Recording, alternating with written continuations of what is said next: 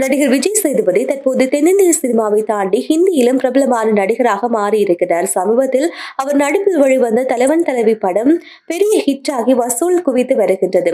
சமீபத்தில் எக்ஸ் தளத்தில் ரம்யா மோகன் என்ற பெண் விஜய் சேதுபதி பற்றி பாலியல் புகார் குறித்து கூறியிருக்கின்றார். பெண் ஒருவர் தனது கேரவனுக்கு வர விஜய் சேதுபதி 2 லட்சம் கொடுத்தார். உடன் டிரைவர் வருவதற்கு 50,000 கொடுத்தார். பல வருடங்களாக விஜய் சேதுபதி பயன்படுத்திக் கொண்ட அந்த பெண் தற்போது மறுவாழ்வு மையத்தில் இருக்கின்றார் என ரம்யா மோகன் பதிவிட்டிருந்தார். அந்த பதிவு வைரலாகி சர்ச்சையை ஏற்படுத்திய நிலையில் அதன் பின்னர் அதை நீக்கிவிட்டார்.